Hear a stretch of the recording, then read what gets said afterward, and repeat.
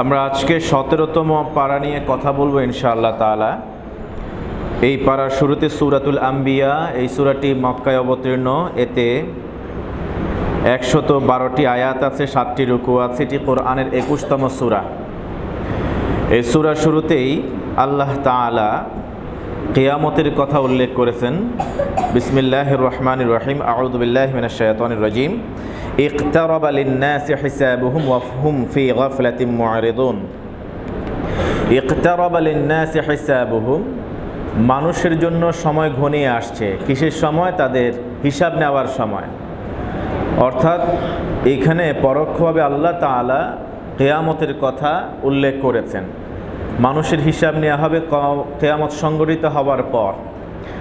এই হিসাবের সময় কাছাকাছি চলে আসছে। এরপরে ওয়াহুম ফি গাফলা, মানুষের কোনো হুঁশ নেই, তারা গাফিলে রয়ে গেল। কিয়ামত কাছাকাছি চলে আসছে, মানুষের কোনো হুঁশ নাই, মানুষ এখনও বেহুশ হয়ে আছে। তাদের যে আল্লাহ তাআলার কাছে হিসাব দেওয়া লাগবে কৃতকর্মের, এই বিষয়ে তারা এখনও ওয়াকিফাল না, গাফিল হয়ে আছে। এই জন্যই তো আল্লাহকে ভয় করে না, দিন মানে না, কোরআন পড়ে না, কোরআন অনুযায়ী জীবন পরিচালনা করে না, নামাজ পড়ে না, কোরআনের তাফসির শোনে না। কারণ তারা মনে করছে কিয়ামত তো বহুত দূরে, কবে হবে না হবে কোনো ঠিক আছে, এর মধ্যে আরও কিছু সময় অতিবাহিত করি। আল্লাহ বলছেন ইকতারাবা লিন-নাসি হিসাবুহুম, মানুষের হিসাব নেওয়ার সময় কাছাকাছি চলে আসছে। ওয়া হুম ফি গাফলা মু'রিদুন, তারা গাফেল হয়ে আছে, আবার বিমুখ হয়ে গেছে। বিমুখ হয়ে গেছে মানে যে তারা দিনমুখিতা নেই তাদের মাঝে, দিনের কাজ তাদের ভাল লাগে না। এই জন্য কেউ কেউ তো এখন বলছে, এই যে 21শে ভাষা আন্দোলনকে, 21শের আমাদের এই গৌরব ভাষা আন্দোলনের কথা বলতে গিয়ে, মাতৃভাষা বাংলার কথা বলতে গিয়ে আমরা যে কথায় কথায় সুবহানাল্লাহ বলি, আলহামদুলিল্লাহ বলি, লা ইলাহা ইল্লাল্লাহ বলি, আল্লাহু আকবার বলি, ইনশাআল্লাহ বলি, এগুলা নাকি বাংলা ভাষার মর্যাদাই নষ্ট করে দিস। না, নাউজুবিল্লাহ কইছেন তো আরেক সমস্যা করলেন। কি এটা নাকি বাংলা ভাষার মর্যাদাই নষ্ট করে দিচ্ছে। এগুলা যে কোত্থেকে উঠে আসে ভালো জানেন কে? এগুলা মনে করছে যে কিয়ামত হবে না, হিসাবও দেওয়া লাগবে না, আর বিমুখ হয়ে গেছে দিন থেকে মানুষকে সরানোর জন্য, অথবা টাইম লাইনে আসার জন্য মাঝে মাঝে এরকম 2-1-3টা ছাড়ে আর কি। আসলে যে এটা গর্ধব মূর্খ, এই বিষয়ে তার কোনো হুঁশ নাই। আল্লাহ তাআলা এরপরে বলছেন ফাসআলু আহলা যিকরি ইন কুনতুম লা তা'লামুন, 7ম আয়াতে, তোমরা যদি কোনো বিষয়ে না জেনে থাকো তাহলে যারা কোরআন এবং সুন্নাহর জ্ঞানে পণ্ডিত, যাদের মাঝে কোরআন এবং সুন্নাহর বিশুদ্ধ পাণ্ডিত্য আছে, জ্ঞান আছে, তাদেরকে জিজ্ঞেস করো। তাহলে যদি জানা না থাকে তাহলে জিজ্ঞেস করবে কাদেরকে? আহলুজ যিকির। আহলুজ যিকির বলা হয় তাদেরকে যাদের মাঝে কোরআন এবং সুন্নাহর বিশুদ্ধ জ্ঞান আছে। এখন যে নিজে নামাজ পড়ে না, যার কাছে কোরআন এবং সুন্নাহর কোনো জ্ঞান নাই, তাকে যদি আপনি দ্বীনের বিষয়ে মাসালা জানতে চান, এটা কি ভালো হইবে না মন্দ হইবে? ধরেন একজন সাধারণ ডাক্তার, ও কিডনির কিছুই বোঝে না, ওর কাছে গিয়ে যদি আপনি কিডনির প্রেসক্রিপশন নেন আর সে অনুযায়ী ওষুধপত্র খান, বাঁচার সম্ভাবনা বেশি না মরার সম্ভাবনা বেশি? এই জন্য আহলুজ যিকির বলা হলো। আহলুজ যিকির আনি আহলুন লিমান আলিমা বিল কোরআন ওয়া সুন্নাহ, যে কোরআন জানে, সুন্নাহ বুঝেন, আল্লাহ রসুলের জীবন আদর্শ সামনে রেখে কথা বলতে পারেন, এইরকম পারদর্শী মানুষকে দ্বীনের ব্যাপারে জিজ্ঞাসা করতে হবে। বড় বিপদ হয়ে গেছে এখন আমাদের জন্যে। ধর্মীয় যে কোনো মাসালা এখন সাধারণ মানুষ যাদের ধর্মীয় জ্ঞান নাই তারাও ফতোয়া দেয়। আছে কি না? নাই, আছে। নাইলে এই যে সুবহানাল্লাহ, আলহামদুলিল্লাহ, লা ইলাহা ইল্লাল্লাহ, ইনশাআল্লাহ, এই কথাগুলোর ব্যাপারে ফতোয়া দিবে কারা? আলেম ওলামারা। এখন যদি সে জীবন নিজের বাংলার কথা, বাংলা ভাষার যোগ্যতা তার তেমন নাই, বাংলা ভাষা তেমন রপ্তও করতে পারে নাই, সে যদি এখন এই বিষয়ে কথা বলে তো দ্বীনের আর কিছু থাকে? ফাসআলু আহলা যিকরি ইন কুনতুম লা তা'লামুন, যারা জানেন তাদেরকে জিজ্ঞেস করুন। এবার আল্লাহ সুবহানাহু ওয়া তাআলা বলছেন ওয়াকাম কাসামনা মিন কারিয়াতিন কানাত যালিমাতান ওয়া আনশা'না বা'দাহা কওমান আখারিন। কত এরকম জনপদকে আমি আল্লাহ তাআলা নিশ্চিহ্ন করে দিয়েছি, কত জনপদকে আমি আল্লাহ তাআলা ধ্বংস করে দিয়েছি। কোন জনপদ? কানাত যালিমাতান, যে জনপদের শাসকরা ছিল অত্যাচারী, জালেম। এরকম কত জনপদকে আমি আল্লাহ তাআলা, কত এলাকাকে আমি ধ্বংস করে দিয়েছি, অথচ এই জালেমদের এখনো পর্যন্ত হুঁশ আসে না। আর ওইটা ধ্বংস করে দিয়েই শেষ নয়, ওয়া আনশা'না বা'দাহা কওমান আখারিন, ওইখানে নতুন আরো এক জাতিকে আমি আল্লাহ তাআলা পাঠিয়েছি। সুবহানাল্লাহ। অতএব যারা জুলুম করে, এই জুলুমের শেষ আছে কিনা? নাই, শেষ আছে। আল্লাহ তাআলা আমাদের বোঝার তৌফিক দান করুন। ৩০তম আয়াতে আল্লাহ তাআলা বিগ ব্যাং থিওরি নিয়ে কথা বলেছেন। কোরআন most scientific.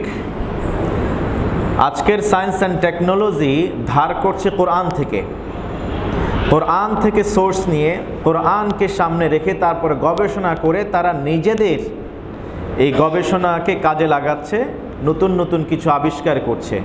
Big bang theory নিয়ে আল্লাহ তাআলা ১৫০০ বছর আগে বিশ্বনবীর জবানে বলিয়েছেন। অবাক কাণ্ড হলো এখানেই, যেই নবী কথা বলতে পারতেন শুধুমাত্র আরবি ভাষায়, স্পষ্ট ভাষায়, যার কোনো আক্ষরিক জ্ঞান ছিল না, যিনি লেটার চিনতেন না, যাকে নবী উম্মি বলা হতো, সেই নবীর মুখে ওই সময় ১৫০০ বছর আগে যখন কোনো বিজ্ঞানের কোনো র্যাশই ছিল না, তখন তিনি সোলার সিস্টেম নিয়ে কথা বলেছেন, বিগ ব্যাং থিওরি নিয়ে কথা বলেছেন। আল্লাহ তাআলা কি বললেন? আওয়ালাম ইয়ারাল্লাযীনা কাফারু, কাফেররা কি এটা দেখে না, আন্নাস সামাওয়াতি ওয়াল আরদা কানাতা রাতকান, আসমান এবং জমিন আজকে যে আলাদা আলাদা। আসমান কয়টা? আসমান কয়টা? জমিন 7টা। এই যে আজকে আসমান জমিন আলাদা দেখছে, তারা কি এদিকে খেয়াল করে না? কানাতা রাতকা, আসমান জমিন পুরোটা একটা ছিল, এগুলি এখন আলাদা ছিল না। আলাদা হয়েছে কিভাবে? আল্লাহ বলছেন ফাফাতাকনাহুমা, আমি বিকট এক কি বলা হয় আওয়াজের মাধ্যমে আমি এগুলিকে ছড়িয়ে দিয়েছি, আলাদা করে দিয়েছি। ওই সময় বিশ্বনবী সাল্লাল্লাহু আলাইহি ওয়াসাল্লামের এই কথা বোঝার মতো যোগ্যতা আরবদের ছিল, তাই তারা অবাক হয়েছে।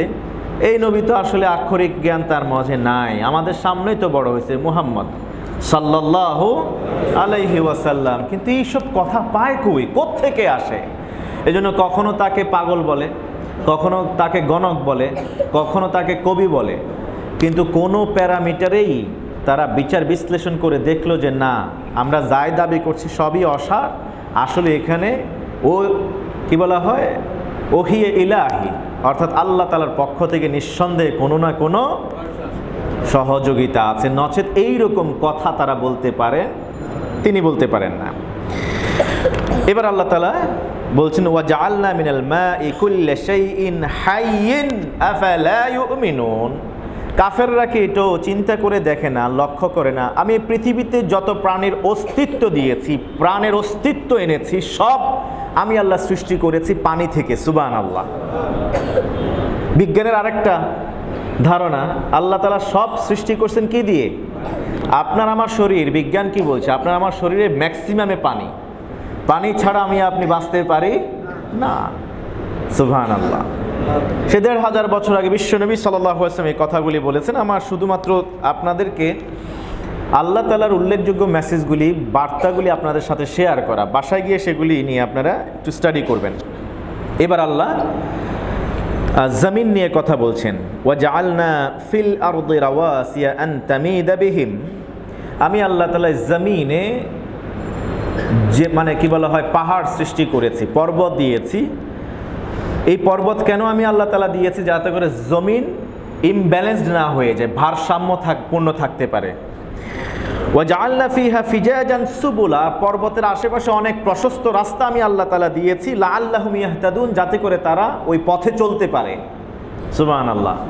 সব যদি শুধু পর্বতে দিতেন তাহলে পর্বতের উপর দিয়েও উঠানামা করা লাগতো, কিন্তু পর্বতের পাশে আল্লাহ তাআলা রাস্তা দিলেন, প্রশস্ত রাস্তা, ফিজাজান সুবুলা, প্রশস্ত রাস্তা, ওই রাস্তা দিয়ে মানুষ যেন তাতে গন্তব্যে চলতে পারে। ওয়া জাআলনা সামাআ সাকফান মাহফুজা, সুবহানাল্লাহ, আমি আসমানকে সাদ হিসেবে নির্ধারণ করেছি। আমাদের উপরে কি আছে? ছাদ আছে। সেটা কি? আসমান।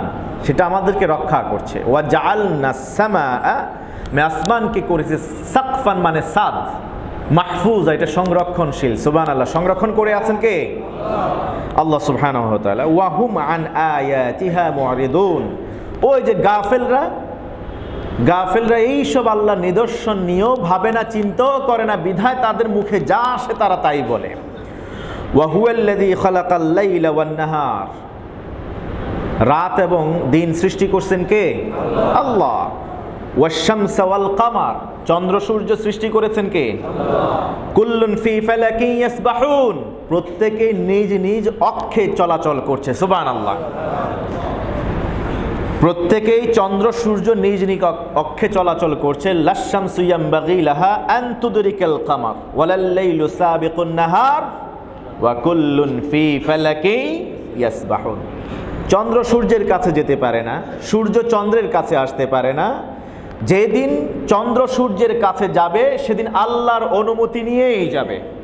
আর যেই দিন আল্লাহ তাআলা নিজের নির্দেশ সরিয়ে নেবেন, ওই আসমান যেগুলিকে আল্লাহ তাআলা ছাদ হিসেবে আমাদের মাথার উপরে ধরে রেখেছেন, সেগুলি সেদিন এক এক করে ধুনো তুলোর মতো উঠতে থাকবে, ভেঙ্গে চুরে পড়বে। সেই দিন আর এই পৃথিবী, এই বসুন্ধরা থাকবে না, সেদিন কিয়ামত হয়ে যাবে। কিয়ামত আল্লাহ সুবহানাহু ওয়া তাআলা একটা নির্দেশ মাত্র, আর কিছু না। ততক্ষণ পর্যন্ত অপেক্ষা করবে। চন্দ্র সূর্যের কাছে যেতে পারছে না, অথচ কত দ্রুত গতিতে তারা নিজ নিজ অক্ষে পরিভ্রমণ করছে। সুবহানাল্লাহ। আপনি যখন রাস্তায় চলবেন আপনার গাড়ি নিয়ে, যখন আপনি খুব দ্রুত গতিতে চলতে যান, কখনো কখনো গাড়ি অ্যাক্সিডেন্ট করে কি করে না? এই যে মাঝে মাঝে অ্যাক্সিডেন্টগুলো করে, কি জন্যে করে? হয়তো ড্রাইভার নিজে ইমব্যালেন্সড হয়ে গেছে, অথবা কিছু খাইছে, কিংবা ঘুমে পড়ছে, অথবা দ্রুত গতিতে গাড়ি চালাইতে গেছে, এই জন্য তার ভারসাম্য হারিয়ে ফেলে, নিয়ন্ত্রণ হারিয়ে ফেলে অ্যাক্সিডেন্ট করে। আর সেই চন্দ্র সূর্য যেগুলি পরিভ্রমণ করছে, তারকাগুলি যে পরিভ্রমণ করছে, সেগুলি কি ওই গাড়ির মতো এই গতিতে করছে? না। সুবহানাল্লাহ। এগুলিকে নিয়ন্ত্রণ করছেন কে? কার নির্দেশ মানছেন? আল্লাহ সুবহানাহু ওয়া তাআলা। যেদিন আল্লাহ সুবহানাহু ওয়া তাআলা হুকুম দিবেন কোন কিয়ামত সংঘটিত হও, সেই দিন দেখবেন যে সব নিয়ন্ত্রণ হারিয়ে ফেলবে। আসমান যে কোনো খুঁটি ছাড়াই উপরে আল্লাহ তাআলার নির্দেশে এখনো পর্যন্ত সুরক্ষিতভাবে আছে ছাদ হিসেবে, সেদিন আল্লাহ নির্দেশ যখন সরিয়ে নেবে, সেগুলো এমনিতে থুবড়ে পড়বে। আল্লাহ এরপরে বলবেন, ওয়ামা জাআলনা লিবাশারিন মিন ক্বাবলিকাল খুলদ, নবী হে, ওয়ামা জাআলনা লিবাশারিন মিন ক্বাবলিকাল খুলদ, ইতিপূর্বে কোনো মানুষকে আমি স্থায়িত্ব দেই নাই, কোনো মানুষকে আমি চিরজীবন থাকার সেই সুযোগ দেই নাই। আফা ইম্মিত্তা ফাহুমুল খালিদুন, আপনি তো একদিন মৃত্যুবরণ করবেন, তাহলে আজকে যারা জুলুম করছে আপনার উপরে, অত্যাচার করছে, আপনাকে আপনার স্বদেশ থেকে বিতাড়িত করছে, তারা কি মনে করে আপনি শুধু মরবেন, ওরা বেঁচে যাবে? তাদের চেয়ে অনেক শক্তিধর মানুষ এই পৃথিবীতে জুলুম করেছে, তাদেরকেও আমি আল্লাহ তাআলা স্থায়ী বয়স দেই নাই। লিকুল্লি মিনহুম আজাল, প্রত্যেকের জন্য নির্ধারিত সময় ছিল। ইদা জাআ আজালুহুম লা ইস্তাখিরুনা সাআতাও ওয়া লা ইস্তাকদিমুন। এবার আল্লাহ বলছেন, তারা কি মনে করে আপনি মরে যাবেন আর তারা বেঁচে থাকবে? না। ইন্নাকা মাইয়িতুন ওয়া ইন্নাহুম মাইয়িতুন, আপনিও মৃত্যুবরণ করবেন, আপনার সমসাময়িক যারা আছে সবাই বেঁচে থাকবে। বেঁচে থাকবে নাকি? সবাই মৃত্যুবরণ। আবু জাহেল কি আছে নাকি এখন? আবু লাহাব, উতবা, সায়েবা আছে কি? মানুষ তো ঘৃণার ভরেও তাদের নাম নেয় না।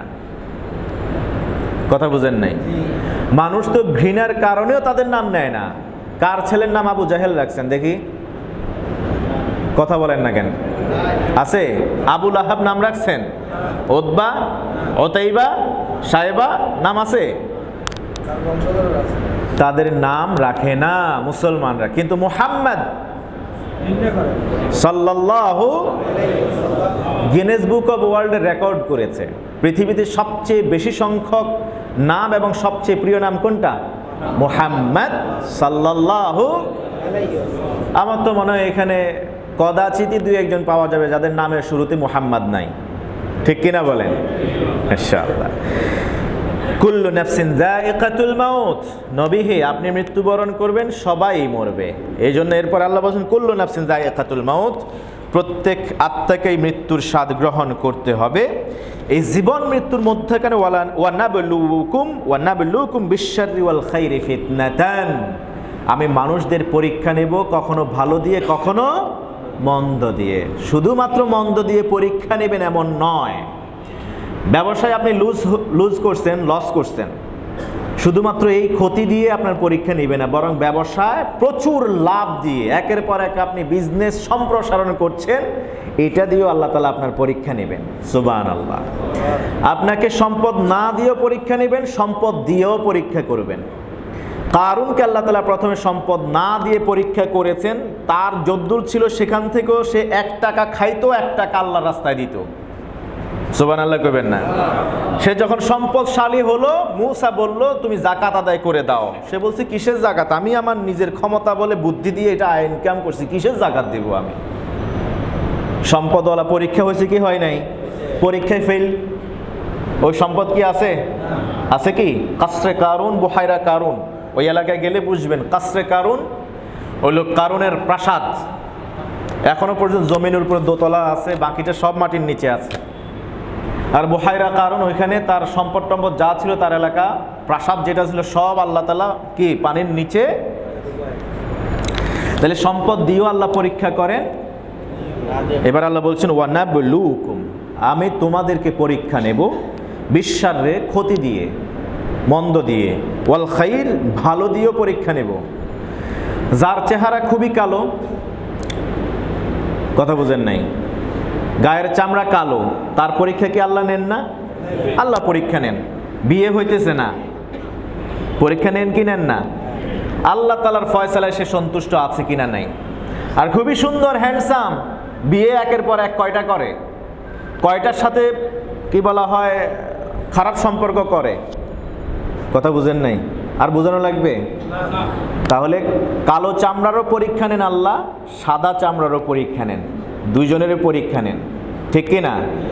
কালো চামড়ার আল্লাহ তাআলা পরীক্ষা নেন, যেমন ধরেন কেউ তাকে পছন্দ করে না, আর এখন তো কালো চামড়া যারা আছে তাদের বিয়ে কঠিন হয়ে গেছে। আল্লাহ রসুলের যুগ থাকলে তো বিশ্বনবী নির্দেশ দিতেন সবচেয়ে সুন্দরী মেয়েকে বিয়ে দাও। সুবহানাল্লাহ। এই ঘটনা জানেন তো আপনারা? সবচেয়ে সুন্দরী মেয়েকে আল্লাহ রসুল বলতো, ওইটাই নির্দেশ, ওইটাই পালন করতো। সুবহানাল্লাহ। কখনো বাবা মা যদি দ্বিমত পোষণ করত, কিন্তু ছেলে মেয়ে সেটাতে রাজি হয়ে যেত, কারণ তারা জানতো বিশ্বনবী সাল্লাল্লাহু আলাইহি ওয়াসাল্লাম যখন কোনো ব্যাপারে বলেছেন, তার মানে সেটা আল্লাহ রসুলের কথা নয়, এটা কার কথা? খোদ আল্লাহ চেয়েছেন। ঈমানের পরীক্ষা। সুবহানাল্লাহ। এবার আল্লাহ বলছেন ওয়া ইলাইনা তুরজাউন, পরীক্ষা নেব তো দুনিয়াতে, ফলাফল নাও পাইতে পারো, আলটিমেট ফলাফলের জন্য কার কাছে আসতে হবে? ওয়া ইলাইনা তুরজাউন, আমার কাছেই ফিরে আসতে হবে। এবার ৪৬তম আয়াত আল্লাহ তাআলা কোরআনের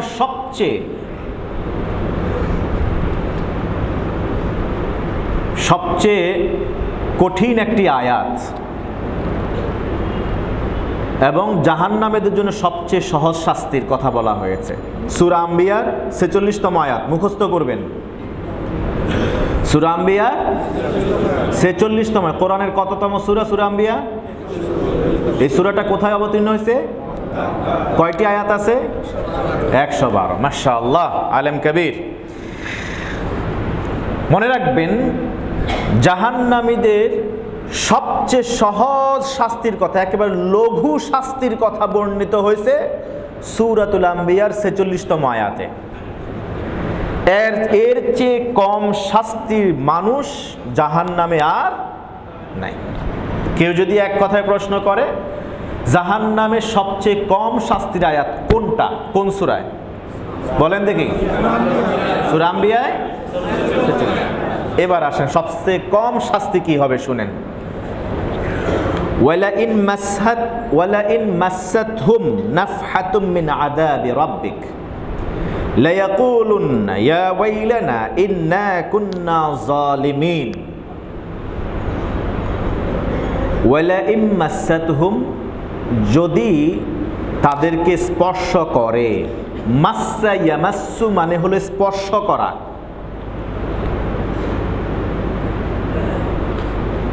আর মাসাহা ইয়ামসাহু আরেকটা স্পর্শ করা। আমরা মোজার উপরে মাসেহ করি না?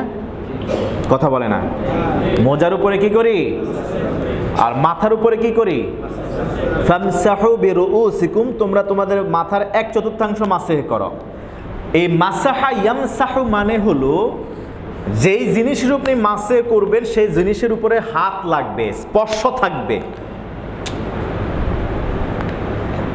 ধরেন এটা একটা মোবাইল, মাসাহা ইয়ামসাহু হলো এই যে হাত লাগছে কি লাগে নাই, এটা হলো স্পর্শ। আমরা যখন মাথা মাসে করি কি করি? চুলের সাথে হাত লাগে কি লাগে না? নাকি হাত খালি উপর দিয়ে এমনি নেন বাতাস দিয়া? হইবে? ওযু হবে? ওযু হবে না তো নামাজও হবে না। এটা হলো মাসাহা ইয়ামসাহু। তায়াম্মুমের ক্ষেত্রে আপনারা মাসে করেন কি? মুখ এরকম হয় নাকি? নিয়ে এরকম করেন নাকি? নাকি মুখের সাথে লাগান? এটা হলো মাসাহা ইয়ামসাহু। আল্লাহ তাআলা এই মাসাহা শব্দ বলেন নাই, বলছেন মাসসুন, মিম সিন সিন, মাসসুন মানে হলো স্পর্শ থাকবে না। এই মাসসুন মানে কি? ধরেন আপনি মাথা মাসে করতেছেন, স্পর্শ থাকবে না, হাতের সাথে চুলের কোনো স্পর্শ থাকবে না, শুধু হাতটাতে গেছে উপর দিয়ে হালকা একটু বোঝা যাবে, স্পর্শ বোঝা যাবে।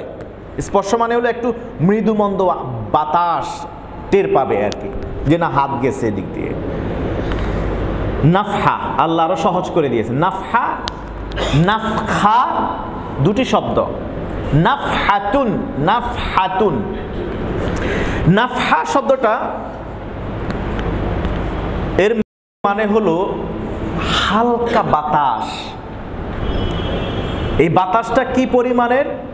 খুব ঝড় ঝান্ডা তুফান আসে ওই বাতাস আপনারা একেবারে উড়াই নিয়ে যাবে এরকম। ধরেন আপনি বসে আছেন, আমার মাথার উপরে কিন্তু ফ্যান চলতেছে না, চলতেছে? আশেপাশে আছে, কিন্তু একটা বাতাস আমি অনুভব করতেছি। আমার ফ্যান চলতেছে এটা আমি দেখতেছি না, মানে অর্থাৎ আপনি টেরও পাবেন না এরকম অবস্থা।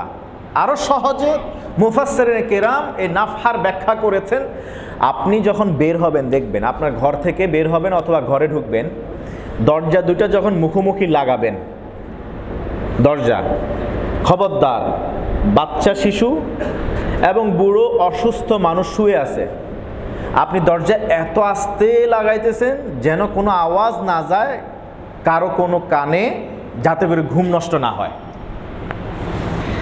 খুব সাবধানতার সাথে যখন আপনি দরজা দুটাকে আস্তে বন্ধ করবেন যখন মুখোমুখি আসবে, একটা একটু আগে একটা একটু পরে গেলে হালকা একটু বাতাস লাগে কি লাগে না?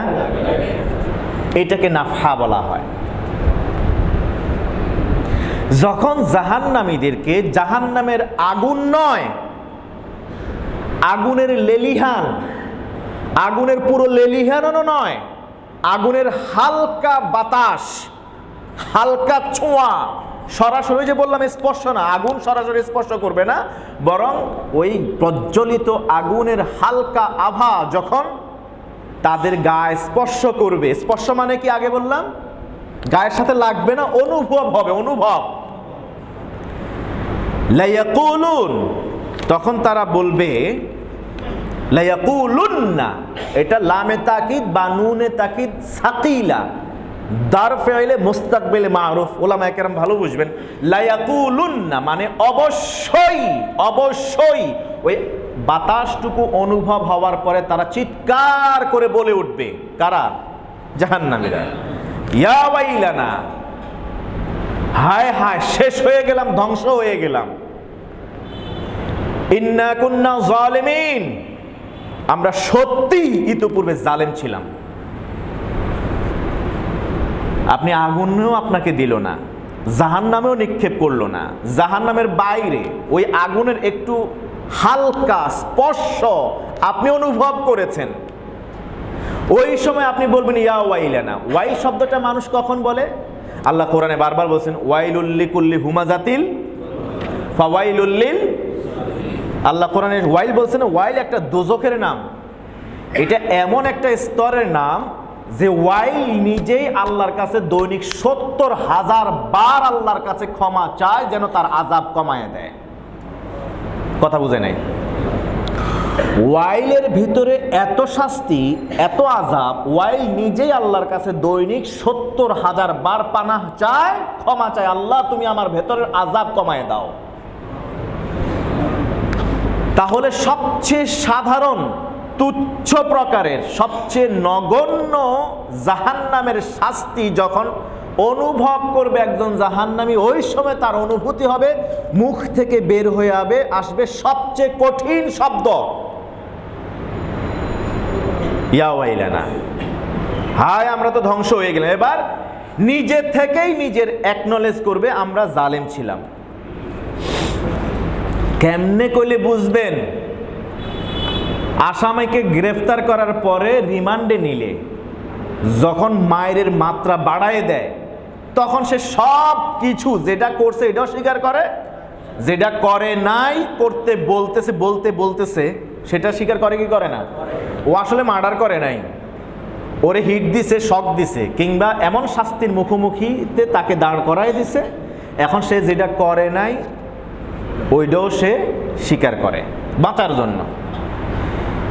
জাহান্নামের সবচেয়ে লঘুতর শাস্তি স্পর্শ অনুভব করার পর একজন জাহান্নামী, যাকে এখনো জাহান্নামে দেওয়া হয় না, সে তার জীবনের সব পাপের কথা, জুলুমের কথা সে স্বীকার করবে।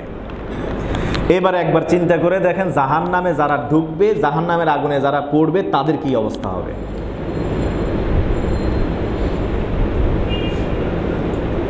অথচ একদল বসে আছে এই ভেবে যে ইমানটা কোনো রকম নিয়ে যাইতে পারলেই তো হয়েছে, নামাজের দরকার নাই, রোজার দরকার নাই, কিল গুতা জ্বালানি হড়ানি খাওয়ানোর পরে একদিন না একদিন তো জান্নাতে যাবই। কথা বুঝেন নাই? ওই সেই একদিন না একদিন জান্নাতে যাবেন, ঠিক আছে। লাইলাতুল মিরাজে আল্লাহ তাআলা এই ঘোষণা দিয়েছেন, উম্মতে মুহাম্মদের মধ্যে যারা কবিরা গুনাহ করে তাদেরকে আল্লাহ তাআলা এক সময় ক্ষমা করে দিয়ে কোথায় দিবেন? জান্নাতে। এটা আল্লাহ রসুলের পক্ষ থেকে, আল্লাহ রসুলের কাছ থেকে শোনা বড় ধরনের এক নিয়ামতের শুভ সংবাদ। কিন্তু যে আপনি কি আদৌ জানেন কয় বছর আপনাকে জাহান্নামে জ্বলতে হবে? কয় বছর, কত হাজার বছর আপনাকে জাহান্নামের শাস্তি ভোগ করতে হবে? ওই সময় আপনি এই সময়টা কিভাবে কাটাবেন? একবারও কি ভেবে দেখেছেন? যেখানে একটু স্পর্শ নয়, অনুভবের কারণে সাথে সাথে সে এইরকম চিৎকার চেঁচামেচি করতে থাকবে, ইয়া ওয়াইলানা, ইয়া ওয়াইলানা। আর সেখানে এত হাজার বছর, কোটি কোটি বছর চলে যাবে, গুজারে যাবে, প্রতিদিন একই শাস্তি। সেখান থেকে মৃত্যু নাই, সেখানে আপনি বুড়া হয়ে যাবেন না, সেখানে আপনাকে যেভাবে জোয়ান করে পাঠানো হবে ওই জোয়ানে থাকবেন। চামড়া একবার জ্বালানোর পরে তাৎক্ষণিক আবার চামড়া হবে, আগুনে জ্বলবে চামড়া। দৈনিক 70,000 বার তাফসির ইবনে কাসিরে এসেছে, 70,000 বার আপনার এই চামড়াকে আল্লাহ তাআলা নতুন করে শরীরে সেট করে দিবেন। আর চামড়া এরকম চামড়া না একবার জ্বলে গেছে, যাই হোক, ওই চামড়া বিশাল পাহাড়ের মতো গদ হবে, পাহাড়ের মতো। কথা বুঝেন না? দাঁত এক একটা হবে আপনার উহুদ পাহাড়ের মতো, 8 কিলোমিটার দৈর্ঘ্য। শরীর যেটা বড়, যার দেহ যত বেশি, উপর থেকে যদি এর ছেড়ে দেয় সে ব্যথা কম পাবে না বেশি পাবে? আল্লাহ তুমি আমাদেরকে হেফাজত করো। এবার অনেকে মনে করতে পারে, আল্লাহর বান্দারা ভাবতে পারে যে আহারে, না জানে ভুল হিসাবের কারণে, না জানি ধারণামূলক কোনো সিদ্ধান্তের কারণে আমি এই বিপদের মুখোমুখি পড়ে যাই, জাহান্নামে এরকম আমি শাস্তির মুখোমুখি হই। আল্লাহ বলছেন, না রে বান্দা, ওয়া নাদাউল মাওয়াজিনা বিল কিসত, সেদিন আমি ন্যায়ের মানদণ্ড স্থাপন করব। সুবহানাল্লাহ। আচ্ছা বলেন তো আমাকে, আমার আল্লাহ কি কখনো কোনো রায় দিলে সেটা কি ভুল হতে পারে? ভুল হতে পারে? আল্লাহর ওজনে কি কখনো হেরফের হয়? আল্লাহর কোনো কিছু ওজন করবার জন্য তার কি নিক্তি বা দাঁড়িপাল্লার দরকার আছে? কিন্তু আল্লাহ তাআলা এরপরে বলছেন, ওয়া নাদাউল মাওয়াজিনা বিল কিসত, ন্যায়ের মানদণ্ড দাঁড়ি পাল্লার নীতি আমি সেই দিন এস্টাবলিশ করব, স্থাপন করব তোদের চোখের সামনে। তোরা যেন বলতে না পারিস আল্লাহ আমার উপর জুলুম করছেন। আমি তো আগেই বলেছি ওয়ামাল্লাহু বিযাল্লামিল লিল আবিদ, আমার আল্লাহ বান্দার উপরে জালেম নন। এই জন্য চোখের সামনে নেকের পাল্লাতে নেক রাখা হবে, গুনাহের পাল্লাতে গুনাহগুলি রাখা হবে। এবার ওই পাল্লাই বলে দিবে ওখানে কি হেরফের করার কোনো সুযোগ আছে, নাকি ডিজিটাল লুকোচুরি করার সুযোগ আছে, আছে কি না? রমজান মাস আসতেছে সামনে, মাশাআল্লাহ। আমাদের ব্যবসায়ী তো এখন কি মোচে তা দিতেছে, নাকি তেল মাইখা মাইখা বসতেছে, আর কি বলা হয় মালামাল কিনতেছে, কিনা গুদামজাত করতেছে, এবং হিসাব অলরেডি কষে ফেলছে আগামী 1 মাসে রমজান মাসে কত টাকা ইনকাম হইব। কথা বুঝেন নাই? পুঁজি এত এত দিয়ে মাল তুলবো, এই মাল এত টাকা করে যদি বিক্রি করি, স্বাভাবিকভাবে রমজানের বাইরে বিক্রি করতাম এক মালের দাম 10 টাকা, এখন রমজানে বিক্রি করবো 15 টাকা। আছে কিনা নাই এরকম? তাবৎ বিশ্বের মুসলিম অমুসলিম রাষ্ট্রগুলিতেও সব জায়গায় বিশেষ উপলক্ষে, বিশেষ করে রমজান মাসেও অমুসলিম দেশেও ওই যে পণ্যের মূল্য কমায় দেওয়া হয়। কোনো কোনো দেশে একেবারে 50% ছাড়। আর মাশাআল্লাহ আমাদের দেশে ভ্যালেন্টাইন ডেতে হলো 50% ছাড়। ও মা, কথা কয় না? ভালোবাসা দিবস, হাগ ডে, কিস ডে, আরো কি কি হাজার ডে আছে না?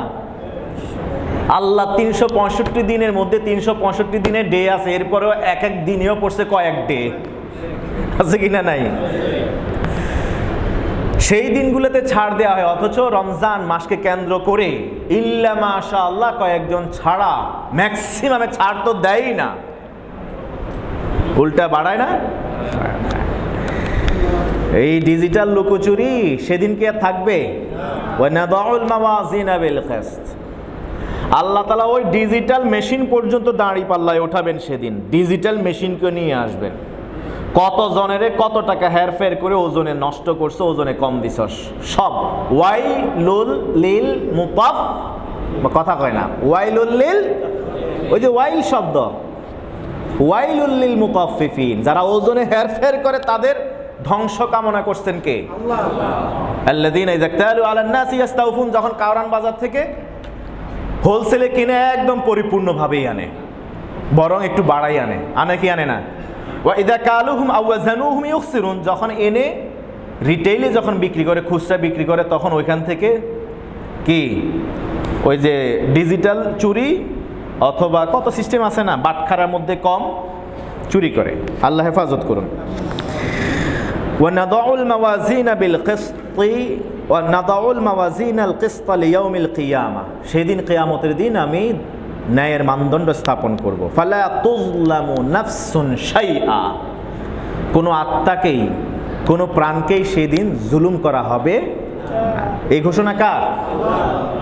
ওয়া ইন কানা, দেখেন আল্লাহ আরো স্পষ্ট করে বলছেন, ওয়া ইন কানা মিসকালা হাববাতিন মিন খারদালিন আতাইনা বিহা, শস্য দানা, খারদাল হাব্বা মানে হচ্ছে শস্য দানা। এবার আল্লাহ তাআলা বলছেন ওয়া ইন কানা মিসকালা হাব্বা, যদি একটা শস্য দানা পরিমাণও, কেউ ধরেন ওই যে সরিষা বিক্রি করে না, সরিষা চাউল বিক্রি করে, ডাল বিক্রি করে, সরিষার দানার মতো তো সাইজ। আল্লাহ তাআলা বলছেন কোন ডাল বিক্রেতা, কোন সরিষা বিক্রেতা দুনিয়াতে যদি সরিষা বিক্রি করতে গিয়ে একটা সরিষার দানা কম দিয়েছে, আতাইনা বিহা, আমি ওই মিজানের পাল্লায় ওই সরিষার দানাটা পর্যন্ত নিয়ে আসবো। আপনি মনে করবেন সরিষা তো 3-4টা পড়ে গেছে, ঠিক আছে, ঝালমুড়ি খাইতে গেছি, এক মুষ্টি মারা দিলাম, বাদাম নিতে কিনতে গেছি 5 টাকার, আমি 2 টাকার বাদাম এমনি মুখে মুখে চাবাই মারা দিলাম। বড়ই কিনতে গেছি, বড়ই কেনার আগে ওজন দেওয়ার আগে আমি 2টা বড়ই সেখানে গপ গপ করে মেরে দিলাম, অথচ তার অনুমতি আমি নেই নাই। আছে কিনা নাই এরকম? আপনি গেছেন চিড়া কিনতে দোকানে, চিড়া কত কইয়া এখান থেকে নিয়ে এক মুষ্টি আপনি মুখে দিয়ে দিলেন। চাউল কিনতে গেছেন দোকানে, চাউল আপনি ধরে ধরে দেখতেছেন, এইটাও চাবাইতেছেন, ওইটাও নিতেছেন, কোনটা মশমশা বেশি, খাওয়া হইতেছে কি হয় নাই? আপনাদের কি মন খারাপ? শক্তি নাই? আর আপনারা আমার এখন প্রতি সপ্তাহে আসার জন্য না? আমার নামে অভিযোগ হয়েছে যে হুজুর অন্য জায়গায় কেন ওয়াজ করবে, আমাদের এখানে কেন করবেন, আমরা কেন বঞ্চিত হব? ভালো, কিন্তু আসার পরে যদি দেখি যে আপনাদের মন খারাপ, মানে ভাল লাগতেছে না, ঘড়ির দিকে তাকায় মাঝে মাঝে, শেষ হয় না কেন, এরকম হইতেছে নাকি? কথা কইন, এটা তো জুমার লেকচার না যে না একভাবে বলেই যাব, সময় শেষ করব। আপনারা যে কয়বার ঘড়ির দিকে দেখেন, আমি তার চেয়ে আরও বেশি সময় দেখি, কারণ আপনাদের চেয়ে ব্যস্ততা আমার কম না, বরং বেশি। আমি আজকেও বলছি যে এখনকার যুগের হুজুরগণ, আলেমেরা এক জুমা পড়ায় এক এক মসজিদে, আছে কিনা নাই? এক জুমা পড়ায় এক এক মসজিদে, ধরেন এরকম বহুত আছে। আমি যেই এলাকায় বড় হয়েছি তাদের অবদান আছে না আমার পিছনে? আপনারা যেরকম বলেন যে দীর্ঘ 6 বছরে আপনাদের এখানে থাকি, আপনাদের দাবি হলো হুজুর ওয়াজ বাইরে করবে কেন, আমরা আমাদেরকে বঞ্চিত করবে কেন? ধরেন আমার বাপ্পাটার ভিটাতেও তো এরকম আছে, যেহেতু আমাদের ছেলে সারা বছর সারা জিন্দেগি বাইরে বাইরে ওয়াজ করে, বাইরে বাইরে জুমা পড়ায়, এক জুমা কি আমাদের মসজিদে পড়াইতে পারে না? আছে কিনা নাই? তা আপনারা তো ছুটি দেন না। তো তাফসিরের ক্ষেত্রে এরকম, এখন যদি 4 জুমা 4 তাফসির আমার এখানে আটকায় ফেলেন, আর মানুষের হক নাই আমার উপরে, কথা কয় না? আর যদ্দূর বলি এদ্দূর আমল করলে তো আর কথাই ছিল না। কারণ আল্লাহ রসুল আলী ইবনে আবি তালেব রাদিয়াল্লাহু তাআলা আনহুকে বললেন, যদি আল্লাহ তাআলা তোমার মাধ্যমে একজন মানুষকে হেদায়েত দেন, সুবহানাল্লাহ বলেন, কয়জন মানুষ? তোমার মাধ্যমে যদি আল্লাহ তাআলা একজন মানুষকে হেদায়েতের দীক্ষা দেন, হেদায়েতের সুধা পান করান, তাহলে এটা তোমার জন্য আল্লাহর রাস্তায়, ওই সময় হুমরুন নাআল বলা হয়, লাল সবচেয়ে অভিজাত শ্রেণীর ঘোড়া আল্লাহর রাস্তায় দান করার চেয়ে অনেক বেশি সওয়াব। বর্তমানে একেবারে লেটেস্ট ওই যে ছাত্র ভাইরা যেগুলি বানাইতেছে, ছাত্র ভাইরা বুঝছেন নি? তোমার কথা হয় না? ছাত্র ভাইরা কারা? তালেবানরা। সুবহানাল্লাহ, যে লেটেস্ট মডেলের গাড়ি বানাইতেছে হুজুররা, কথা বুঝেন নাই? বিশ্বকে তাক লাগিয়ে দিয়েছে। এখন তো ডলারের চেয়ে আফগান মুদ্রার মূল্য বেশি। সুবহানাল্লাহ কইবেন না? অথচ ওই হুজুরদের ছাত্রদের কোনো অহংকার নাই, তাদের কোনো ওই যে কি বলে মন্ত্রীদের মতো ওইরকম আসন নাই, তাদের মার্সিডিজ বেঞ্জের মতো গাড়ি, লেটেস্ট মডেলের গাড়ি নাই, তাদের ওই যে মানে গাড়ি এক একজনের 10-12টা ওইরকম নাই, তারা পায়ে হেঁটে আসা যাওয়া করে। সুবহানাল্লাহ বলেন না? পায়ে হেঁটে আসা যাওয়া করে, পায়ের দিকে তাকায় দেখবেন স্যান্ডেল পায়ে, মাথায় পাগড়ি, গায়ে পাঞ্জাবি, মুখ ভরা দাড়ি। সুবহানাল্লাহ বলেন না? পকেটে মেসওয়াক, হাতে তসবিহ। এই হুজুরেরা এখন রাস্তায় ওইভাবে চলে, আর মন্ত্রী পরিষদের মিটিং হয় গাছের নিচে, উন্মুক্ত ময়দানে। ছাদ একটা তো আছে, সেটা কোনটা? ওয়াজআলনা সামাআ সাকফাম মাহফুজা। আল্লাহ একটু আগে বলছেন না, আমি আসমানকে কি বানাইছি? ছাদ। ওই খোলা আসমানকে ছাদ বানিয়ে গাছের নিচে তারা সেখানে মন্ত্রী পরিষদের মিটিং করে। পলিথিন ব্যাগে টাকা নিয়ে যায়, পলিথিন, ট্রান্সপারেন্ট পলিথিন ব্যাগে কি ওই যে আফগানি সবচেয়ে দামি মুদ্রাগুলি, একজন পথচারী মাত্র রাস্তার মাঝখান দিয়ে একা ওই মুদ্রা নিয়ে যাইতেছে, কেউ ভুলেও তাকায় না। সুবহানাল্লাহ কইবেন না? আর আপনি তো সিন্ধুকের ভিতরেও টাকা রাখতে পারেন না, বাংলাদেশ ব্যাংকের সিন্ধুকের ভিতরে রাখলে ওখান থেকেও সোনা তামা হয়ে যায়। হয় কি হয় না?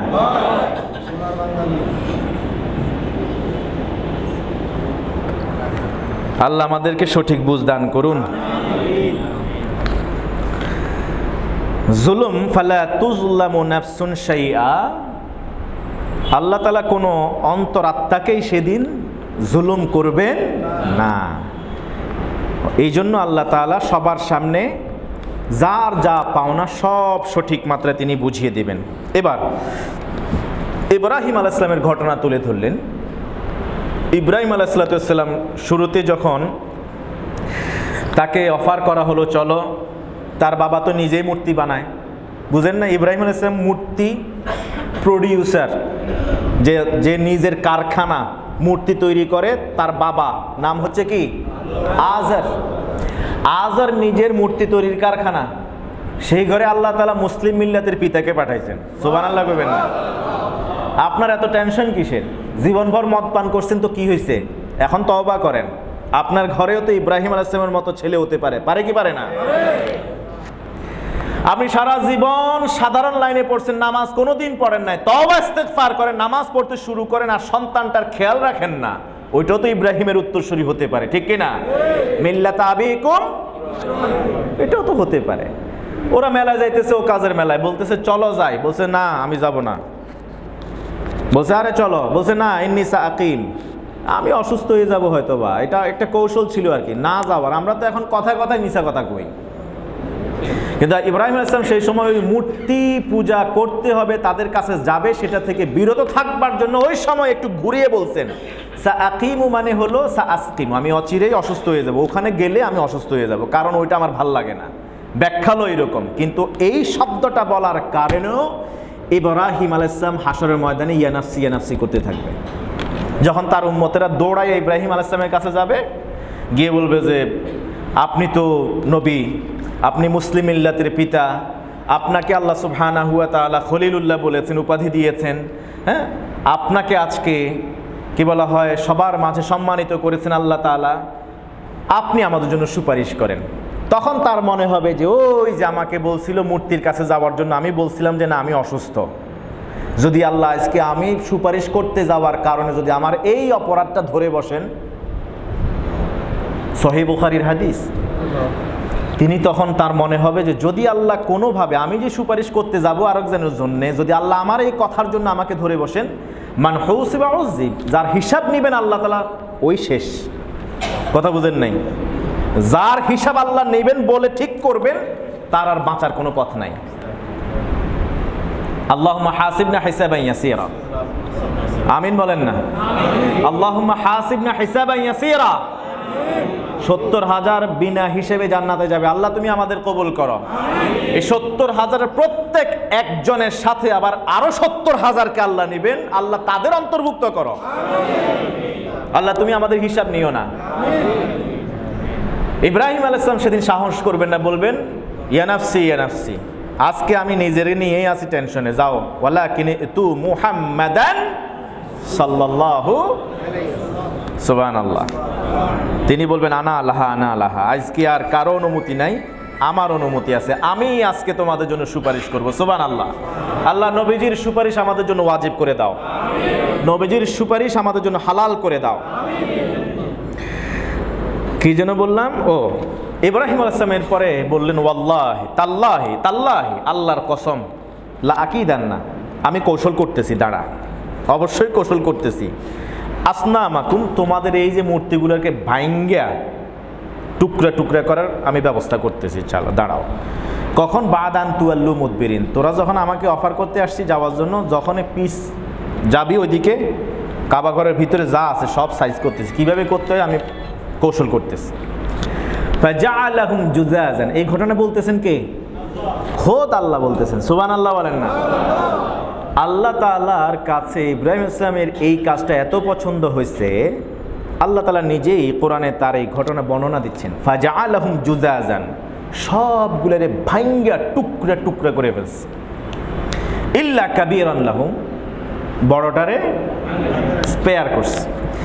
লাআল্লাহুম ইলাইহি ইয়ারজিউন, এটা ইচ্ছা করে তিনি করছেন, এমন নয় যে না এই বড়টারে মারবো না থাক, আচ্ছা এতগুলোকে মারলাম একটা রেখে দেই, না, ইচ্ছা করেই, কারণ একটু পরেই কিন্তু বাদানুবাদ হবে, যৌক্তিক পরীক্ষা হবে, তর্ক বিতর্ক হবে। ওয়াজাদিলহুম বিল্লাতি হিয়া আহসান, আল্লাহ বললেন যখন কারোর সাথে তুমি তর্ক করবা তখন উত্তম পন্থায় তুমি তর্ক করবা। সুবহানাল্লাহ বলেন। ইচ্ছা করে বড়টারে রেখে দিছে, এবং যেই কুঠার দিয়ে, সূরা সফের মধ্যে এসছে, যে কুঠার দিয়ে সব কয়টারে ভাঙছে ওইটারে বড়টার গলায়। ইসলামে এরকম বহু কিছু দেখছেন, ওই যে আপনারা জানেন কি বলা, সহিহ বুখারীতে এসছে, একজনে গম চুরি করছে, আসলে মুসলমান, ওই গম চুরি করার কারণে যায় দেখছে কি, এখন ওই যে গমের ইয়া ছিল ছিদ্র, আটা আটা ছিদ্র থাকার কারণে ওই যে চুরি করে যখন নিছে, নেয়ার পরে রেখা পড়ছে কি পড়ে নাই, চিহ্ন পড়ছে, এখন দেখছে আরে এলো অবস্থা তো খারাপ, ঘুরাইয়া আসতে ইহুদির বাসায় নিয়ে রেখে দিস। কথা বলেন নাই? এবারে যখন নালিশ দেওয়া হলো আল্লাহ রাসূল সাল্লাল্লাহু আলাইহি ওয়াসাল্লামের কাছে, তখন বললো যে না ইহুদি চুরি করছে, কারণ ওই যে রেখায় বলতেছে ইহুদি নিয়ে গেছে তার ঘরে, ঘটনা কি আসলে কি তাই করছে কি? অর্থাৎ রেখা অর্থাৎ চিহ্ন প্রমাণ যার কাছে পাওয়া যায়, প্রমাণ কুঠার কার ঘাড়ের উপরে? বড়টার উপরে। এবারে দেখেন ফিরে আসছে তারা, ক্বালু মান ফাআলা হাযা বিআলিহাতি হুল আমিনাজ জালিমিন। হায় হায় হায় হায় হায়, আমাদের খোদাদেরকে তো সাইজ করে দিছে। এই কাজ কে করছে? নমরুদ এসে বলতেছে, কে কে করছে এই কাজ? যে করছে বড় ধরনের জালেম। খোদাদেরকে এইভাবে মাইরা ফালানো, এটা কি ঠিক হয়েছে? ক্বালু, এবার সবাই বলল, সামি'না ফাতান, একজন যুবকের কথা জানি, এবং সে আমরা যখন তাকে দাওয়াত দিতে গেছিলাম ও একটা কথা বলতে আমরা শুনছি, লা আকিদান্না আসনামাকুম, তোমাদের মূর্তিদেরকে কিভাবে সাইজ করতে হয় এটা আমি ভাবতেছি। দাঁড়াও, এই কথা সে বলছে। ইয়াজকুরুহুম ইউকালু লাহু ইব্রাহিম, ওই যার নাম ইব্রাহিম তাকেই আমরা আমাদের মূর্তিদের বিরুদ্ধে কথা বলতে শুনছি। এটা ওর কাজ ছাড়া আর কেউ হইতে পারে না। নমরুদ মনে মনে ভাবতেছে, হের বাপ হইল মূর্তি তৈরি করে, ছেলে এই কাজ করতে পারে না? ঠিক করে দেখো। বলছে না, ওরাই বলছি, এছাড়া আর কেউ এই সাহস করবে না। ক্বালু, এবার তারাই বলল, ফাআতু বিহি আলা আয়ুনিন নাস, তারে নিয়ে আসো আর অন্ধকারে নিয়ে যাও। অর্থাৎ কারাগারে নিয়ে যাও না, ধরে নিয়ে আসো সবার সামনে, দৃষ্টান্ত হিসেবে রাখবো, শাস্তি দিয়ে, যাতে করে জীবনে আর কেউ এই কাজ, লাআল্লাহুম ইয়াশহাদুন, যাতে করে তারা প্রত্যক্ষদর্শী হয়, আমাদের খোদাদের সাথে এই আচরণ করলে কি শাস্তি হতে পারে যেন এটা তারা বুঝতে পারে। ক্বালু আআনতা ফাআলতা হাযা বিআলিহাতিনা ইয়া ইব্রাহিম, নমরুদ জিজ্ঞেস করে, ইব্রাহিম তুমি কি আসলে এই কাজ করছো? আমাদের রবের সাথে, খোদাদের সাথে এই কাজ তুমি করছো? ক্বালা বাল ফাআলাহু কাবীরুহুম হাযা, না তো, না, এটা আমি কেমনে করি? ওই যে বাল ফাআলা কাবীরুহুম, তাদের মধ্যে বড় যেটা ছিল, সবচেয়ে বড়টা, এটা তো এখনো জীবিত আছে, ওটারে তো কিছু হয় নাই, হেই করছে এই কাজ। ফাসালুহুম, পারলে তারে জিগাও। কারে? বড়টারে। ইন কানু ইয়ান্তিকুন, যদি খোদা কথা বলতে পারে আর কি। সুবহানাল্লাহ কইবেন না? যুক্তি কি দেখেন, যে কুঠার দিয়ে ভাঙছে, কুঠারটা হতো বড়টার গলায়, এখন আমি ভাঙলাম, আমার দোষ দো কি করে? প্রমাণ তো বলতেছে বড়টাই ভাঙছে, ওরে জিগাও যদি সে কথা কইতে পারে। এখন কথা কইতে পারে? ফারাজাউ ইলা আনফুসিহিম, তারা মাথা নিচের দিকে দিয়ে রাখছে, একজন আরেকজনের দিকে এইভাবে তাকায়, কথা তো কইতে পারে না, এখন কিভাবে কি হবে? ক্বালু ইন্নাকুম আনতুমুজ জালিমুন, ফাকালু ইন্নাকুম আনতুমুজ জালিমুন, এবার একজন আরেকজনের বলছে, তোমরাই আসলে অত্যাচারী। যখন তর্কে হেরে গেল, একজন আরেকজনকে দোষাইতেছে আর কি। তোমরা যদি একজনের পাহারাদার রেখে যাইতে তাহলে তো এটা হইতো না, তোমরা সবাই চলে গেছো মেলাতে, আর এখানে খোদাদেরকে একা রেখা, খোদারা নিজেরাই রক্ষা করতে পারে নাই, তোমরা তো জুলুম করছো, তোমরা বড় জালেম। সুম্মা নুকিসু আলা রুউসিহিম, মাথা আরো নিচের দিকে দিল, অর্থাৎ মাথা হেট হয়ে গেছে। লাকাদ আলিমতা মা হাউলাই ইয়ান্তিকুন, তারা এবার বলল, ইব্রাহিম তুমি তো জানোই, মাথা নিচের দিক থেকে আর উঠায় না, তুমি তো জানোই যে আমাদের খোদারা কথা কইতে পারে না, খোদারা কথা কইতে পারে না। ক্বালা আফাতা'বুদুনা মিন দুনিল্লাহি মা লা ইয়ানফাউকুম শাইআন ওয়া লা ইয়াদুররুকুম, আফাতা'বুদুন, যে কথা কইতে পারে না, তোমরা কি তার ইবাদত করো আল্লাহকে বাদ দিয়ে? মা লা ইয়ানফাউকুম শাইআন, যে খোদারা তোমাদের কোনো কল্যাণ করতে পারে না, ওয়া লা ইয়াদুররুকুম, তোমাদের কোনো ক্ষতিও করতে পারে না, তার ইবাদত করো। আর কথা আছে? এই খোদারা তো নিজেরা নিজেদেরকেই রক্ষা করতে পারে না, কথাও করতে পারে না, তোমাদের কোনো কল্যাণ করতে পারে না, অকল্যাণও করতে পারে না, সেই আল্লাহকে বাদ দিয়ে তোমরা তাদের পূজা করো। উফফিল লাকুম, ধিক তোমাদের জন্যে। উফফিল লাকুম মানে কি? ধিক তোমাদের জন্যে। ওয়ালিমা তা'বুদুনা মিন দুনিল্লাহ, কেন তোমরা এরপরেও আল্লাহকে বাদ দিয়ে এদের পূজা করো? আফালা তাকিলুন, এরপরেও কি মাথায় ঢুকবে না আসলে মূলত ইবাদত পাবে কে? আল্লাহ। এরপরেও কি তোমরা বুঝবা না? এত সুন্দর করে বুঝাই দিলাম প্রমাণ দিয়ে, এরপরেও কি তোমরা বুঝবা না? এখন এতক্ষণ পর্যন্ত ঠিক ছিল, এখন নিজেদেরকে বোকা কইছে না? এবার বলল, ক্বালু হাররিকুহু ওয়ানসুরু আলিহাতাকুম ইন কুনতুম ফাইলিন, ওই তোমরা যদি খোদাদের জন্য কিছু করতে চাও তাহলে এখন করার সময় হয়েছে, ওরে ধরো, অগ্নিকুণ্ড নিক্ষেপ করো, আগুন জ্বালায় দাও, তার আগুনে জ্বালায় দাও। তাই করলো। এবার আল্লাহ তাআলার ফয়সালা, আল্লাহ তাআলা বলছেন কুলনা ইয়া নারু কুনি বারদান ওয়া সালামান আলা ইব্রাহিম। পশম পড়ছে? সুবহানাল্লাহ। ওই ঈমান কি আমাদের আছে? কি বলা হয়, জিবরিল আলাইহিস সালামকে প্রশ্ন করা হলো, আপনি পৃথিবীতে এতবার সব নবীর আমলে গিয়েছেন, সবচেয়ে বেশি কষ্ট কখন হয়েছে? বলছে আমার 4 সময় বেশি কষ্ট হয়েছে। এর মধ্যে একটা সময় হলো আমি আরশে আজিমের নিচে সেজদারত ছিলাম, হঠাৎ করে আল্লাহ তাআলা আমাকে ডেকে বলে এই মুহূর্তে যাও আমার ইব্রাহিমের কাছে যাও, আমার ইব্রাহিমের সাহায্য লাগবে, এক্ষুনি যাও। সে আগুনে পড়ার আগেই তুমি তাকে সেখান থেকে উদ্ধার করো। সুবহানাল্লাহ। ওইটা ছিল আমার কাছে খুব কষ্টের। আমি সেজদা রেখে ওখান থেকে আল্লাহর নির্দেশ পালন করার জন্য হন্তদন্ত হয়ে দৌড়ে আসলাম ইব্রাহিমের কাছে। তখনও ইব্রাহিম আগুনে পড়ে নাই, এখনো ভাসতেছে। ওই সময় এসে ইব্রাহিমকে বললাম আল্লাহ আমাকে পাঠাইছেন, তোমার কি সাহায্য লাগবে? ইব্রাহিম বললেন আমি তো এমন আল্লাহর ইবাদত করি না যে আল্লাহ চোখে দেখেন না, যে আল্লাহর কোনো ক্ষমতা নাই, যে আল্লাহ আমাকে উদ্ধার করতে অন্যের সাহায্য সহযোগিতার দরকার, তোমার কোনো দরকার আমার নাই। সুবহানাল্লাহ কইবেন না? যদি ইব্রাহিম ওই সময় জিবরাইলের কাছে সাহায্য চাইতেন, এটা কি ভুল হইতো?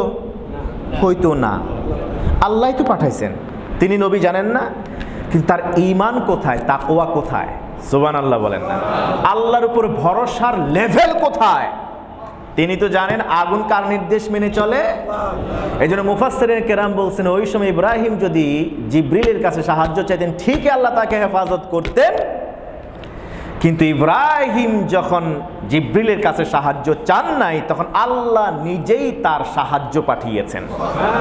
তিনি বললেন ইয়া নার, আওয়াজ তুলে বললেন এই আগুন কুনি বারদান, তোর ক্ষমতা হলো জ্বালিয়ে দেয়া, খবরদার আগুন জ্বলতে থাকবি তুই, সবাই দেখবে, কিন্তু আগুনের কোনো পাওয়ার থাকবে না, বরং তুমি এত নাতিশীতোষ্ণ হবি, ওয়া সালামান, ঠান্ডাও বেশি হবে না। বেশি ঠান্ডা হলে আমার ইব্রাহিমের কষ্ট হবে, কারণ আমার ইব্রাহিম জীবনের এই ক্রুশিয়াল মোমেন্টেও আমি আল্লাহর উপর ভরসা তাওয়াক্কুল হারাই নাই। সুবহানাল্লাহ বলেন। খবরদার, তোর ক্ষমতা আমি কেড়ে নিলাম, তুই জ্বলতে থাকবি এবং এমন ঠান্ডা হবি যেটা সালামান, আরামপ্রদ, শান্তিদায়ক হবি। সুবহানাল্লাহ বলেন। তাকায় দেখে সবাই আগুন তো জ্বলতে আছে, উপর দিয়ে যে কোনো পাখি গেলে একেবারে মাইলের পর মাইল উপর থেকে পাখি গেলে ভস্মীভূত হয়ে নিচে পড়ে যাচ্ছে। ইব্রাহিম ওখান থেকে দিব্যি হেঁটে সুন্দরে বের হয়ে হাঁটা শুরু করছে। সুবহানাল্লাহ।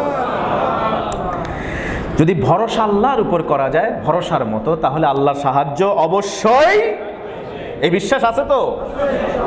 আমার ব্যবসায়ী ভাইরা বিশ্বাস হারায় ফেলেন, আমার চাকরি প্রত্যাশী ভাইরা বিশ্বাস হারায় ফেলেন আল্লাহর উপরে। আছে কিনা নাই এরকম? যারা পাত্র পাত্রী খুঁজতেছে অনেক সময় আল্লাহর উপর বিশ্বাস হারায় ফেলে। না, বিশ্বাস সবসময় একজনের উপর রাখতে হবে, তিনি কে? আচ্ছা, আমার সময় অনেক অনেক শেষ, আমি আসলে শেষ করতে পারলাম না।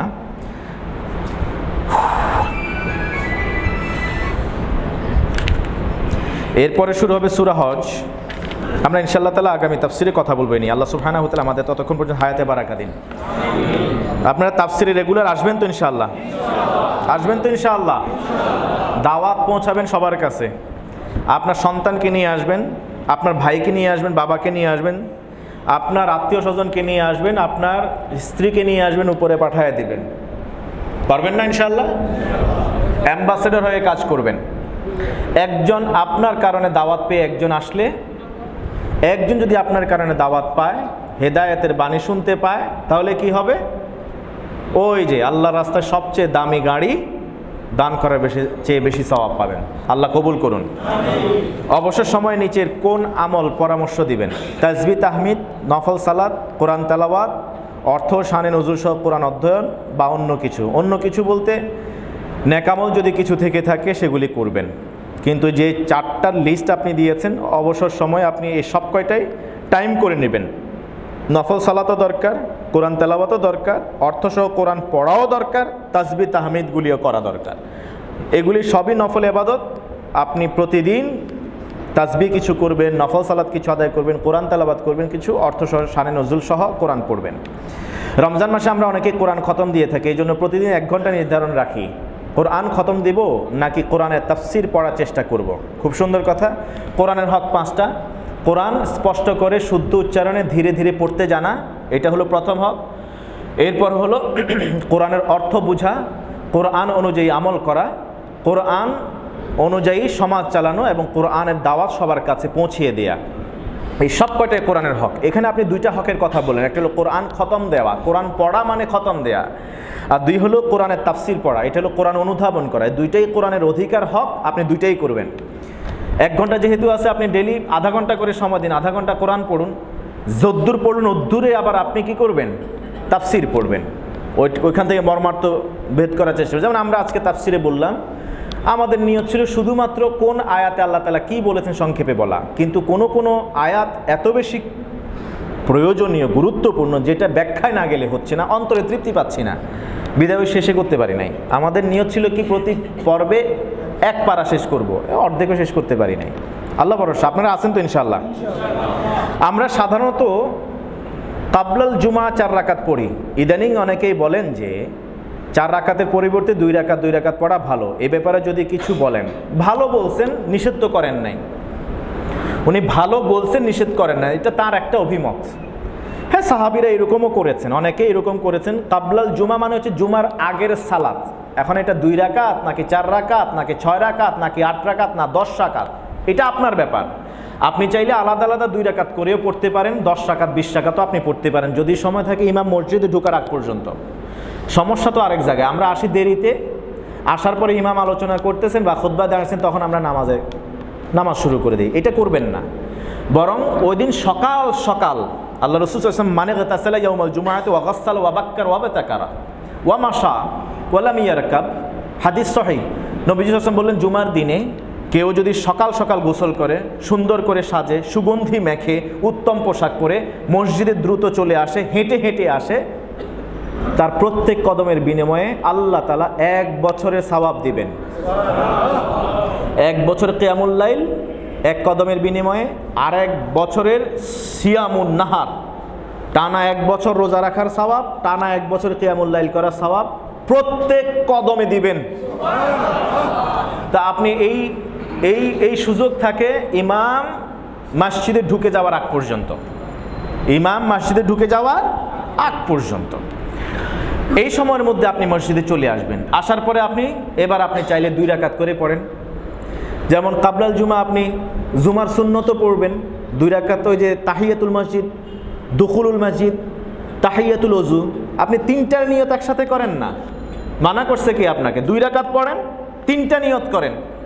তাহিয়াতুল ওযু, যে ওযুর যেই কি বলা হয় এটাকে ওযুর নামাজ করতেন কে? এটা বেলাল রাদিয়াল্লাহু তাআলা। দুনিয়া থেকে জান্নাতের শুভ সংবাদ, সুবহানাল্লাহ কইবেন না? কি আমলের কারণে? ওযু করেই 2 রাকাত নামাজ পড়তেন। তা আপনি জুমার দিন তো ওযু করছেন বা গোসল করছেন, এসে প্রথমে আপনি নিয়ত করবেন তাহিয়াতুল ওযু। মসজিদে ঢুকে কি করতে হয়?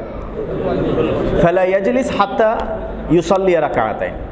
মসজিদে আসলে 2 রাকাত নামাজ পড়া ছাড়া বসতে আল্লাহ রাসূল নিষেধ করছেন, বিশেষ করে জুমার দিন। তা আপনি দুখুলুল মসজিদ কয় রাকাত? দুখুলুল মসজিদ নিয়ত করে ফেলেন। এবার আপনি মনে করেন যে হ্যাঁ সময় নাই, 2 রাকাত পড়ার সময় আছে, 4 রাকাত পড়লে ইমাম সাহেব তো এর মধ্যে ঢুকে যাবে, তখন তো নামাজ পড়াই নিষেধ। তাইলে আপনি কি করবেন? 2 রাকাত অন্তত পড়বেন। তাহলে জুমার আগের সুন্নতের সওয়াব পাবেন, দুখুলুল মসজিদের সওয়াব পাবেন, তাহিয়াতুল ওযুর সওয়াব পাবেন। 2 নামাজে 2 রাকাতে 6 রাকাতের সওয়াব। তোমার কথা কয় না? আমি কি বুঝাইতে পারছি? নিয়ত করবেন 3 নামাজেরই, পড়বেন কয় রাকাত? 2 রাকাত। ওই 3টারই সওয়াব দিবেন আল্লাহ আমল নামায়। যেমন লাইলাতুন নিসফি মিন শাবান, একটা দুর্বল হাদিসে বলছে কি, আলী রাদিয়াল্লাহু তাআলা থেকে বর্ণিত হাদিস, দুর্বল হাদিস বলছে, ইদা কানাত লাইলাতুন নিসফি মিন শাবান কুমু লাইলাহা ওয়া সুমু নাহারাহা, যখন মধ্য রজনী চলে আসে শাবানের, তখন তোমরা কি করো? রাতে নামাজ পড়ো, দিনে রোজা রাখো। ওটা হলো 15 তারিখ। আইয়ামে বীজ কবে?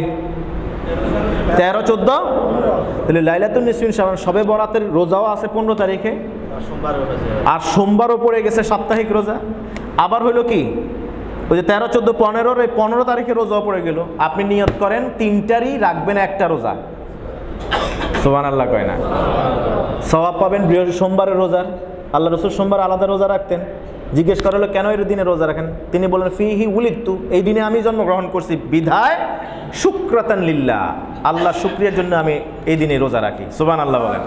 তাহলে সোমবার পড়ে গেল, আইএমএ বীজের 3য় দিন 15 তারিখ পড়ে গেল, শবে বরাতের ওই হাদিস অনুযায়ী ওই একটা রোজা শবে বরাতের রোজা হয়ে গেল। 3 রোজার সওয়াব পেয়ে যাবেন 1 রোজা রেখে। আবার এটা করেন না যে হ্যাঁ ওই যে গত বছর তো রোজা একটা ফরজ রোজা ছুটে গেছে, এটার সাথে মিশাই দেই, হবে না। ওটা সমান হইতে হবে। ফরজ হইলে ফরজ, নফল হইলে নফলের সাথে মিলাইতে হবে। কথা বোঝা গেছে? তাহলে আপনি ওই 2 রাকাত করে পড়তে পারেন। আর যারা 4 রাকাত এক নিয়তে পড়েন, সময় যদি থেকে থাকে 4 রাকাতেই পড়েন, কারণ সাহাবীদের প্রায় 8-9 জনেও এই আমলটা করতেন। 4 রাকাত জুমার আগে এক নিয়তে পড়তেন, আপনারাও পড়তে পারেন, এতে কোনো বাধা। আল্লাহ আমাদেরকে বুঝার তৌফিক দান করুন। সুবহানাকাল্লাহুম্মা ওয়া বিহামদিকা আশহাদু আল্লা ইলাহা ইল্লা আনতা আস্তাগফিরুকা।